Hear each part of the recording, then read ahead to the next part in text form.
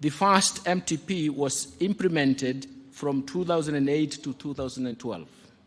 The second MTP was implemented in 2013 to 2017. And the third one was implemented between 2018 and 2022. So today, we are actually focusing on MTP4, which we're launching and is the last of the 5-year medium-term planning, which will transition the country to the next long-term development plan because it covers the period of 2023 to 2027. In 2014, Your Excellency, Kenya transitioned from a low-income status to a lower middle-income country upon attaining a gross domestic product per capita of US dollar $1,430.35. And this achievement marked a significant milestone in Kenya because it was providing us with a path towards realizing the aspiration of the Kenyan Vision 2030. Today, therefore, it marks a very significant chapter in the nation's history as we embark on the implementation of the new development strategy, the fourth medium-term plan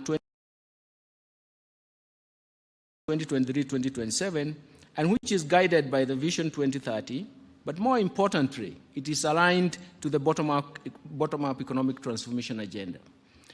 Your Excellency, the MTP4 was prepared through an extensive consultative process involving the sector working groups, the county consultative forums, the National Stakeholder Forum under the overall guidance of the National Steering Committee.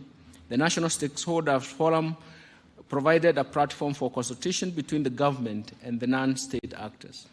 Your Excellency, the MTP4 will implement the objectives of the bottom-up economic transformation agenda, whose programs and even projects are classified under 5 sectors, namely the finance and development, infrastructure, the social sector, environment and natural resources, and governance and public administration.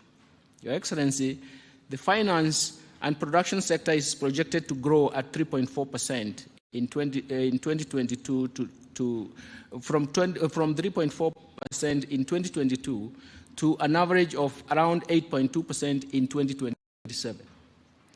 The infrastructure sector will grow